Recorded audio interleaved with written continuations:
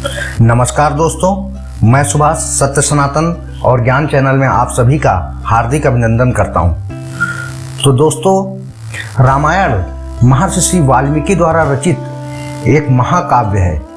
इसमें तो यूं तो अनगिनत कई सारे रहस्य छुपे हुए हैं, जिनके बारे में अगर हम एक एक रहस्य के बारे में हम अगर बताना चालू कर दें तो महीनों सालों निकल जाएंगे।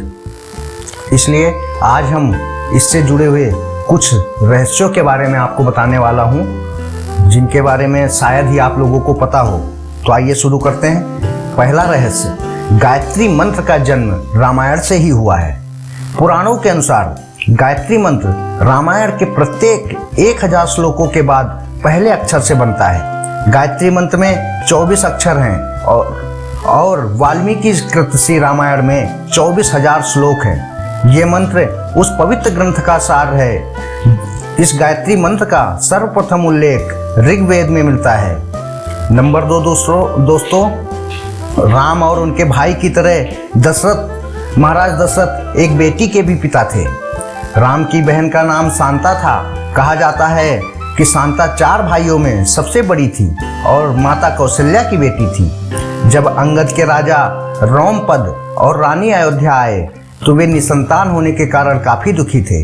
जब महाराज राजा दशरथ ने उनके इस दुख को समझा तो दशरथ नंदन ने कहा कि मेरी बेटी शांता तुम्हें एक बेटी के रूप में मैं देता हूँ। ये सुनकर वे दोनों बहुत खुश हुए और उन्होंने शांता का लालन पालन और सारे कर्तव्यों का बहुत अच्छे से पालन किया। नंबर 3 दोस्तों, राम विष्णु के अवतार थे तो लक्ष्मण जी शेषनाग के अवतार थे। वशत्रुघ्न शंख का सुदर्शन चक्र विष्णु का आसन भरता है। नंबर 4, सीता स्वयंवर में जिस धनुष का यूज हुआ था, इस्तेमाल हुआ था, उसका नाम पिनाक था और वो भगवान शिव जी का धनुष था।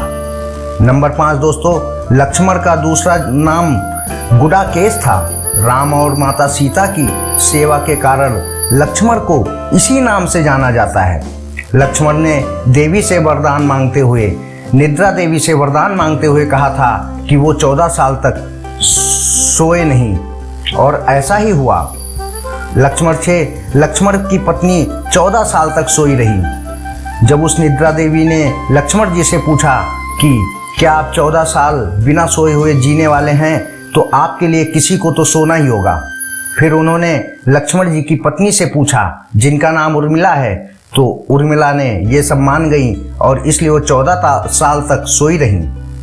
नंबर 7 दोस्तों, जिस वन में राम, सीता और लक्ष्मण रहते थे उसे दंडकारण्य कहा जाता था। ये जंगल 35,000 मील चौड़ा है।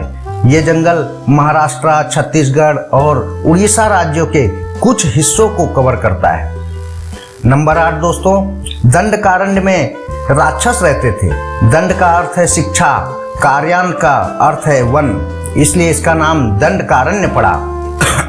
नंबर 9, लक्ष्मण रेखा। राम, लक्ष्मण, सीता जीवित कुटिया के चारों ओर लक्ष्मण रेखा खींची गई थी। जब राक्षस मारीच राम और लक्ष्मण के समीप जाता है और भेष बदलकर भगवान राम को अपनी ओर बुलाता है और लक्ष्मण को आवाज देता है, तब माता सीता जी लक्ष्मण से भगवान राम की मदद करने के लिए कहती हैं। तब लक्ष्मण जी कुटिया के चारों तरफ एक रेखा खींचते हैं जिसको कहते हैं लक्ष्मण रेखा। और जैसे ही लक्ष्मण जी वहां जाते हैं राम जी को खोजने के लिए, तो ब्राह्मण रूप में रावण आता है और माता सीता से भीख मांगता है। सीता जी उसे लाइन के अंदर से भीख देती हैं, लेकिन वो ब्राह्मण कहता है कि ये भीख मांगने को ठुकरा कर लाइन से बाहर आ जाए। तो माता सीता जी बाहर आ जाती हैं और रावण अपने मूल रूप में आकर माता सीता का हरण करता है। नंबर 10, रावण एक उत्कृष्ट वीणा वादक भी था। उनके झंडे का यह एक प्रतीक था। उसके 10 मुख थे और वे महादेव के बहुत बड़े भक्त थे। नंबर 11, इंद्र के वर की वजह से कुंभकर्ण सो रहा था। वो रावण का छोटा भाई है और उसका शरीर बहुत राक्षसी है। उसने बहुत खाया। कुंभकर्ण ने केवल 1 दिन खाया और 6 महीने सोया। अगर वो 6 महीने तक नहीं सोता तो दुनिया में अन्न की कमी पड़ जाती, वो सारे लोगों का अन्न खुद ही खा जाता। नंबर 12 दोस्तों, नासा के मुताबिक रामायण की कहानी अधम के पुल से जुड़ी हुई है। जितना अधिक आप रामायण पढ़ते हैं उतना ही कम होता है, इसमें कई राज छुपे हैं, यही जीवन का सार है। इसलिए यदि कोई व्यक्ति रामायण की तरह चलता है तो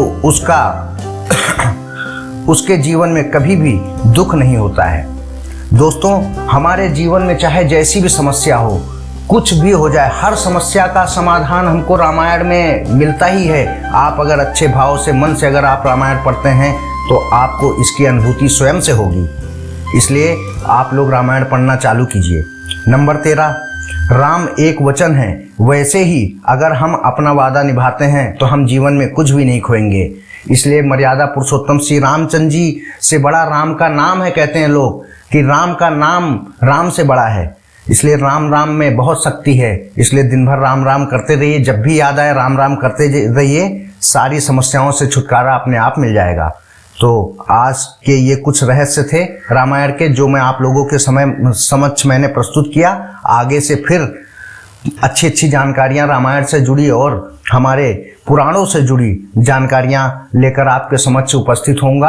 आशा करता हूं कि आपको ये वीडियो पसंद आया होगा, तो कृपया चैनल को लाइक करें, सब्सक्राइब करें। जय श्री राम, राम राम, जय हनुमान।